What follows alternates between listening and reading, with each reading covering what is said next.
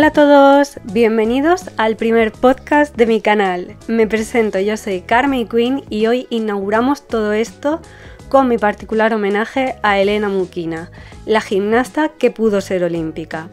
Así que si tienes mucho que hacer o poco que hacer y necesitas compañía de fondo, te invito a que sigas conmigo esta historia. ¡Empezamos!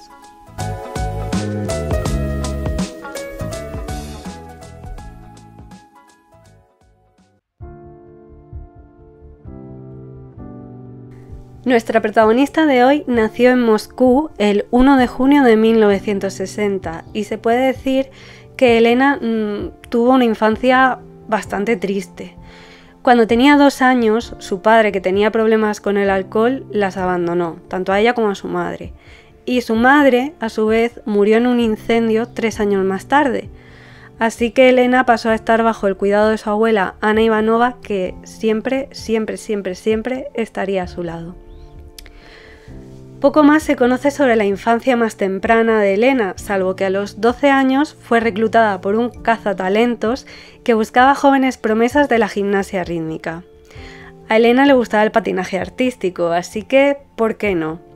Quizá ese fuera un mundo que podría gustarle, así que se ofreció voluntaria y fue aceptada por el entusiasmo que mostró. Confesó que casi lloró de felicidad de lo contenta que se sintió en ese momento. Más tarde se unió al club CSKA de Moscú, donde realmente fue una más y no destacaría hasta años más tarde, cuando despuntó de entre todas las pequeñas gimnastas.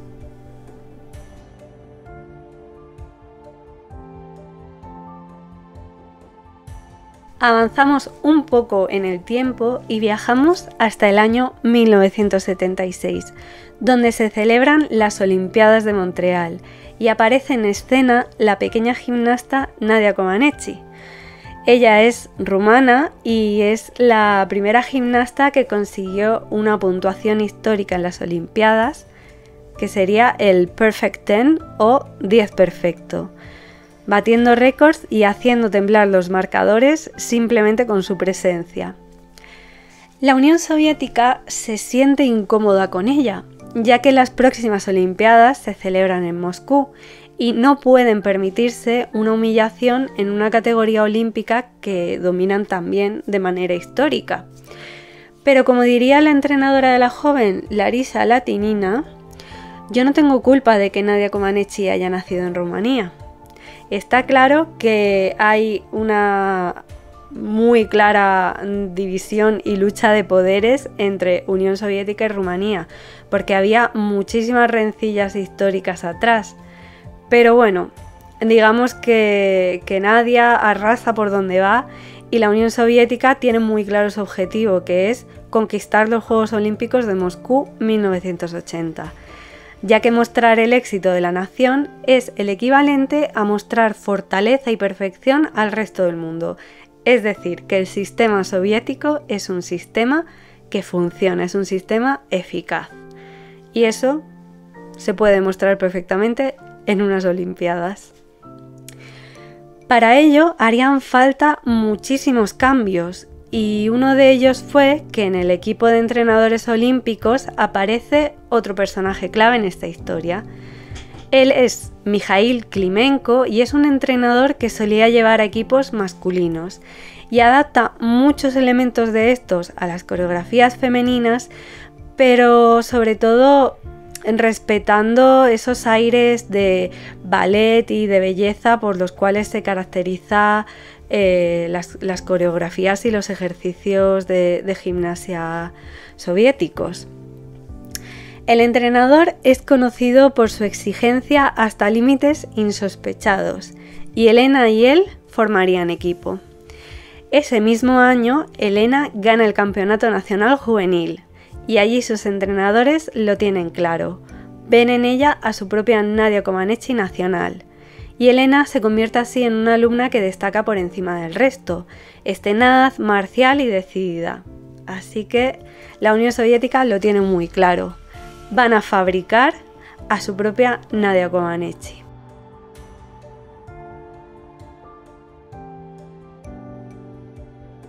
Vamos de campeonato en campeonato y es durante el Campeonato Europeo de Praga de 1977 que Elena tuvo sus primeros golpes de impacto para que se comenzara a hablar de ella como una gran gimnasta revelación. Es en esta competición donde empata con Nadia Comaneci en la categoría de barras, llevándose cada una de ellas el oro a casa. Gracias a Elena, la Unión Soviética consigue una serie de logros que harían de ella la esperanza de la nación. Se colgó el oro en suelo, en barra de equilibrio, fue plata en el all-around y bronce en salto. Su duro trabajo estaba dando frutos y la chica de mirada triste estaba en lo más alto de su carrera, pero aún quedaban muchos logros que conquistar.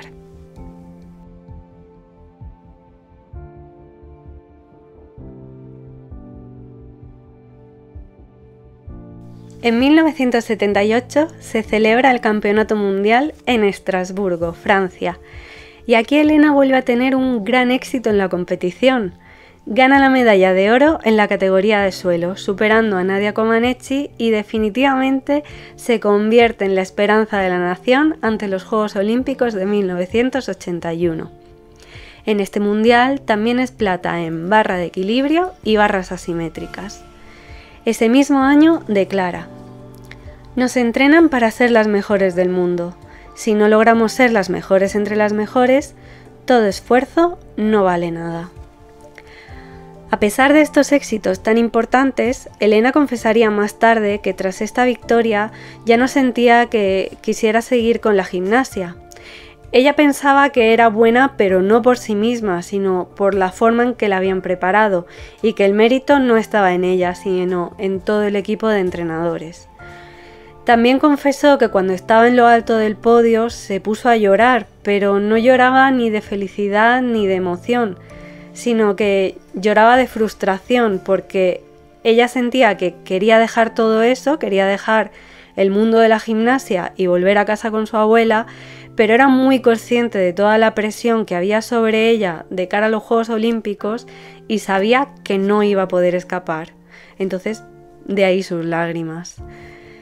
Ella también sentía que tenía como una especie de deuda con todo el equipo, que la habían acogido y la habían preparado tan bien para llegar hasta donde llegaba, por esa idea suya de que el mérito no era propio. Entonces sabía que no le quedaba otra y su frustración era pues que tenía que continuar aunque no era lo que quería.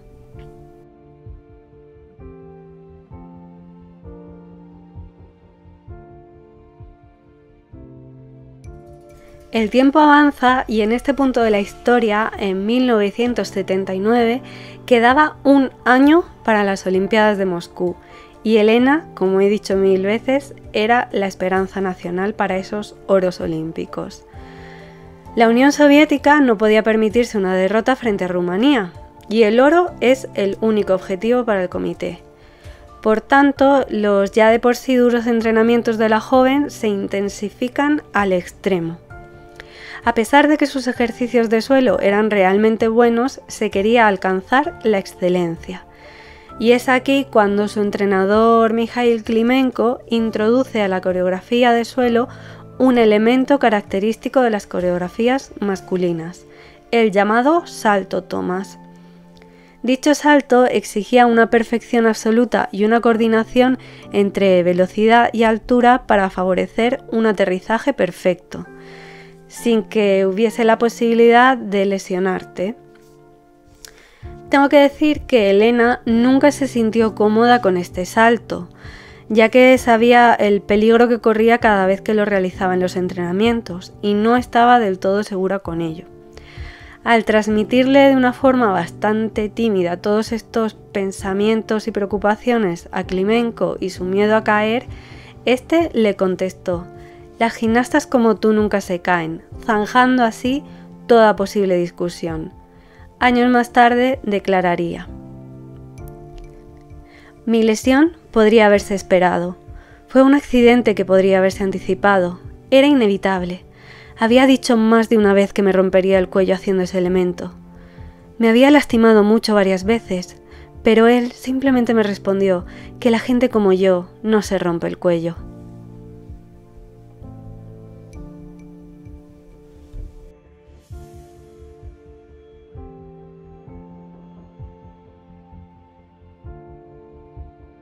Falta un año para la celebración de las Olimpiadas y la tensión se palpa en el ambiente. Los entrenamientos son cada vez más duros y Elena está absolutamente agotada física y mentalmente. La competición previa de estas Olimpiadas es el Campeonato Mundial de Gimnasia Artística de Estados Unidos, donde se tendría que volver a hacer gala de la excelencia y a ser el orgullo de la nación soviética. Solo vale volver a casa con el oro y lo demás es un fracaso. Pero la joven comienza a romperse y tiene una fractura en la pierna durante los entrenamientos, por tanto queda fuera de la competición. Esto es reflejo de la extenuación tras los entrenamientos infinitos y cada vez más extremos. Su lesión pone en peligro el oro olímpico y en la competición estadounidense Rumanía les come terreno, consiguiendo varios oros. La pierna de Elena es escayolada y se le interviene quirúrgicamente para acelerar el proceso de recuperación, pero a su vez es dada de alta de forma prematura. En ese momento ella rogó que no le quitaran la escayola, que la estaban lanzando a los entrenamientos de manera apresurada, que no estaba preparada y que sabía que no caminaba bien, que caminaba torcida, pero sus súplicas no bastaron. Se hizo oídos sordos y fue arrojada a los leones. Volvió a la rutina de entrenamientos extremos. Algo no estaba bien y fue trasladada de urgencia para una nueva intervención, y en las radiografías se podía ver que sus huesos no se habían soldado del todo bien. Volvió a ser intervenida en quirófano, pero el comité seguía presionando. Iban contra el reloj y las Olimpiadas estaban a la vuelta de la esquina. Así que dijeron que ella podía hacer sus ejercicios perfectamente escayolada y que un no por su parte era simplemente una muestra de debilidad. De nuevo, la pesadilla vivida hacía muy poquito volvía. Suplicó por su reposo, pero fue ignorada. Volvieron a darle el alta sin estar del todo recuperada y fue sometida de nuevo a entrenamientos durísimos para bajar todo ese peso y recuperar la forma que había perdido durante su pequeña baja. Sobre todo este suceso declaró: en cuanto al riesgo, una vida humana vale poco en comparación con el prestigio de la nación. Nos han enseñado a creer esto desde la infancia.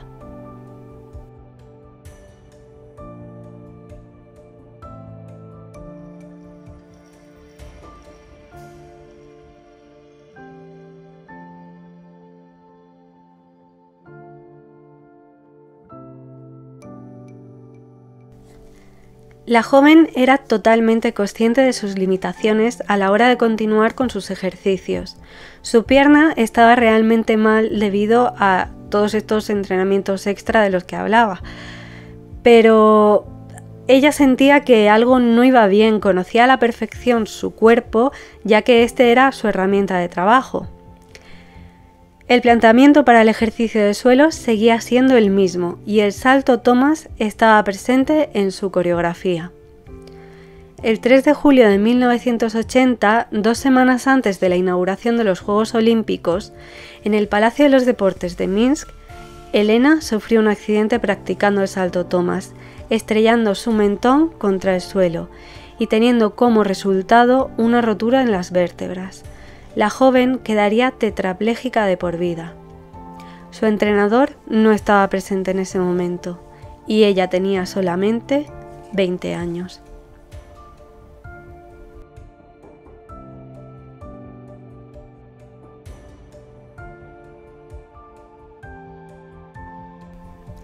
Años más tarde, Elena declaró: hay ciertos conceptos como el honor del club, el honor del equipo nacional, el honor de la bandera.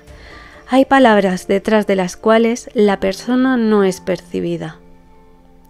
Me lesioné porque todo el mundo a mi alrededor me observaba con neutralidad y guardaban silencio. Después de eso, vieron que no estaba preparada para hacer ese elemento, pero siguieron callados. La culpa no fue solamente de Mikhail Klimenko y su empeño en ejecutar el salto Tomás cuando ella, si antes no estaba bien, pues ahora con la pierna estaba peor, sino que nadie en el equipo, y me refiero a los superiores, al equipo de entrenadores y demás, al equipo físico, nadie dijo basta y nadie vio cómo estaba, o realmente sí que veían cómo estaba, pero guardaron silencio, y es eso a lo que se refiere ella. No fue culpa simplemente de una persona, sino fue culpa de un equipo, y al igual que ella, sus compañeras también sufrían de esta tiranía.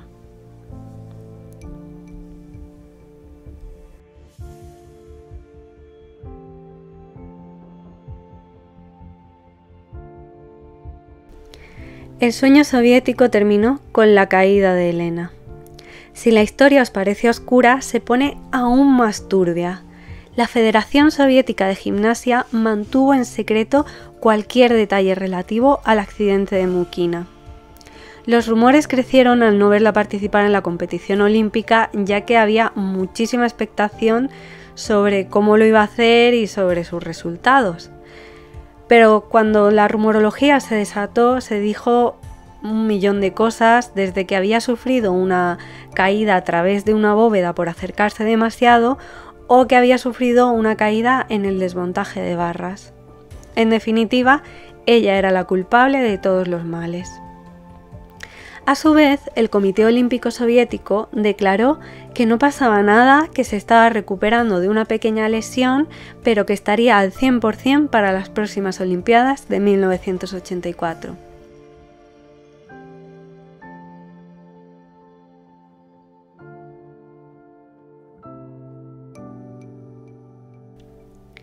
Pasó un año hasta que se declaró realmente el estado en el que se encontraba la joven, y la culparon de haber sido ella la responsable del accidente, ya que se había empeñado en hacer ejercicios para los cuales no estaba preparada, y que quiso volver de su lesión antes de tiempo. Como he dicho anteriormente, ella era la culpable de todos los males. Un dato curioso es que un año después de su lesión, mientras ella intentaba recuperarse, Klimenko seguía entrenando al equipo, y una de sus compañeras y mejores amigas hasta el final, Elena Davidova, estaba en un campeonato haciendo un ejercicio de suelo en el que se incluía el salto Tomás. Afortunadamente para ella todo fue bien y lo hizo a la perfección.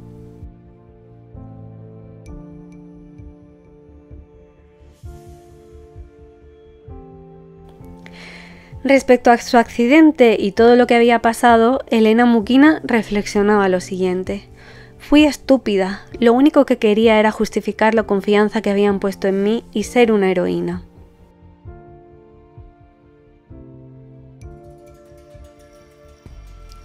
Durante todo ese primer año lesionada, intentaron aplicarle terapias innovadoras para recuperar la movilidad, pero sin ningún tipo de éxito.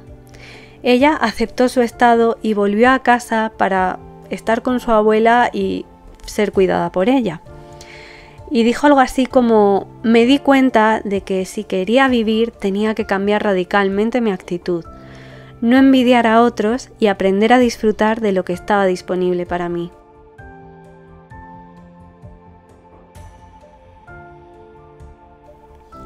Elena se dedicó a ayudar y a aconsejar a futuras promesas de la gimnasia y tuvo alguna pequeña colaboración esporádica como comentarista en competiciones. A pesar de que su carácter se volvió aún más introvertido y solitario, siempre contó con el amor y el apoyo de sus compañeras de equipo.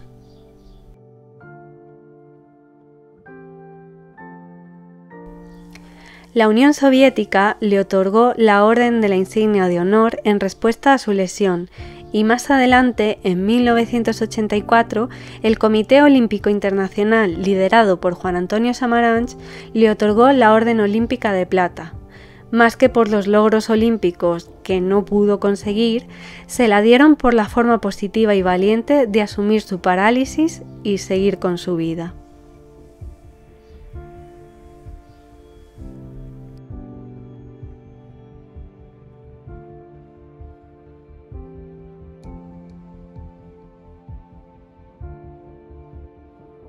En este punto de la historia quizás os estéis preguntando o no qué fue del entrenador Mikhail Klimenko, cómo recibió la noticia del accidente. Pues bien, se sabe que cuando supo lo que le había sucedido a Elena quedó absolutamente devastado, pero no se matiza muy bien si fue en lo personal o en lo profesional, ya que por todos era sabido lo ambicioso que era a la hora de querer conseguir ese oro olímpico, de querer convertirse en entrenador de medallista olímpico.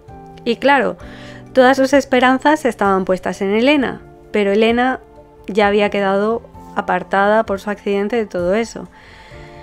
Aún así, él siguió entrenando al equipo y siguió empleando el elemento del salto Thomas en sus coreografías. Con el tiempo se mudó a Italia y allí pasaría el resto de sus días y bueno, se sabe que tomó un papel importante para hacer que la gimnasia artística y rítmica italiana se desarrollara y creciera muy positivamente.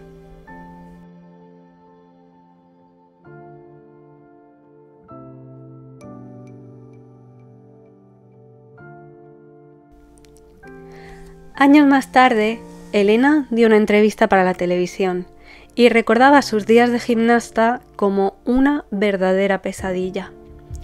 Confesó que realmente a nadie le interesaba si podías o no podías hacer una acrobacia.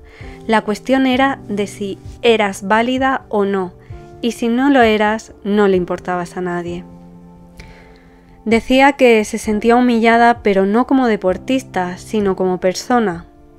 Y acerca de todo esto declaró: en esos momentos en los que estaba muy cansada, soñaba cuando llegara el momento en el que pudiera estar recostada, leyendo, sin que nadie me tocara, sin que nadie me molestara.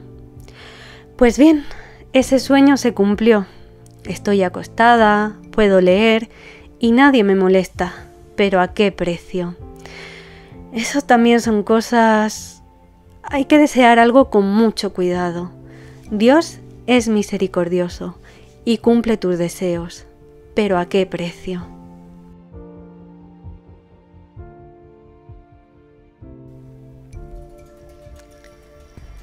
Cabe decir que ella, aunque postrada en una cama, se sentía muchísimo más libre que nunca y que ya había pagado su deuda con la Unión Soviética. Se sentía en paz con ella y con el mundo. Elena Mukina murió de aparentes complicaciones de su cuadriplejía el 22 de diciembre de 2006 con 44 años. Este mismo año también falleció su entrenador Mikhail Klimenko a causa de un cáncer.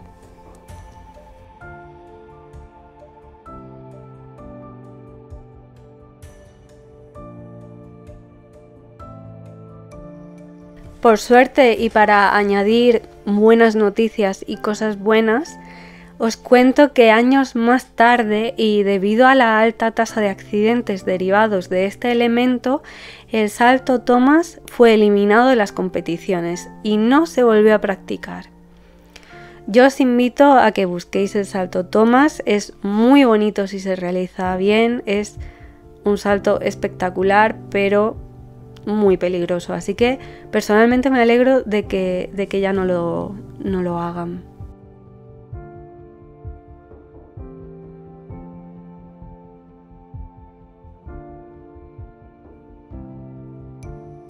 Y con esto terminamos la historia. Menuda historia. Yo descubrí, no sé si hace más de un año, a lo mejor 2 años, la historia de Elena y me quedé absolutamente impactada y atrapada por todo lo que pasó. Me enamoré absolutamente de ella. Tengo que decir que la admiro, que me encanta cómo lo llevó todo antes y después del accidente, que me parece una persona digna de admirar y una historia digna de contar. Y si no la conocíais, pues yo feliz de que ahora la conozcáis. Por favor, id a ver todos los vídeos que hay de sus ejercicios en YouTube. Es maravillosa, es que vuela. vuela en los ejercicios. Y bueno, respecto a todo esto, yo os quiero invitar a hacer una reflexión para concluir este podcast.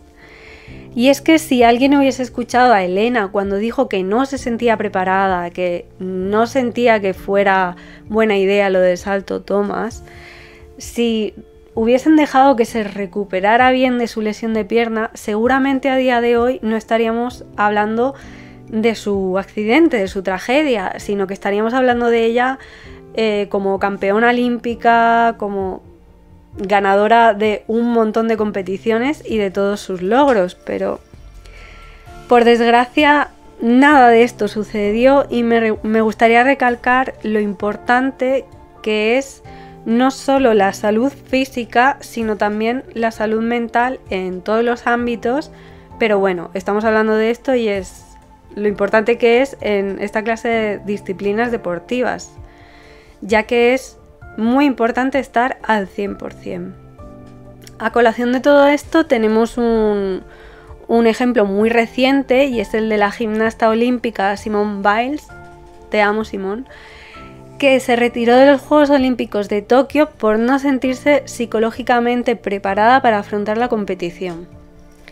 A ver, está claro que se necesita una concentración extrema para realizar elementos en los que te juegas tu salud y tu vida, que una mala pisada, una mala velocidad, un mal salto puede poner en riesgo tu vida.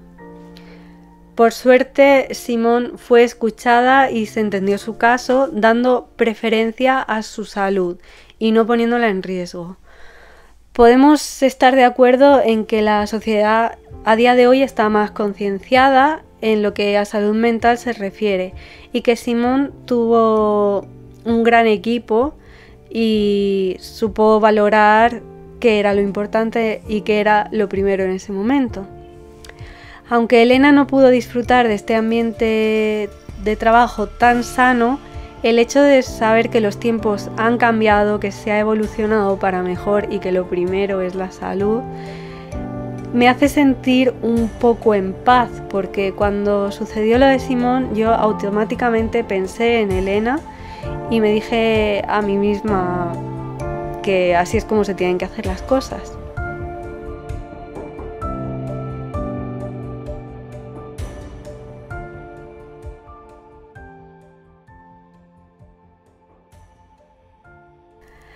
Bueno, pues espero que este primer podcast os haya gustado. Yo prometo ir mejorando y sin duda este es un camino que vamos a hacer juntos. Como se dice, la práctica hace al maestro. Yo iré cogiendo soltura, iré, pues eso, hablando mejor, todas esas cosas.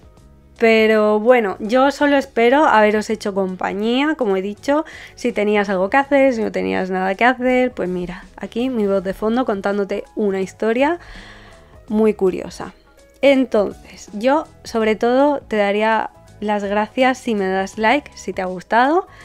Y ya, pues si me comentas, pues me puedes decir qué te ha parecido, si conocías la historia, qué opinas un poco de todo.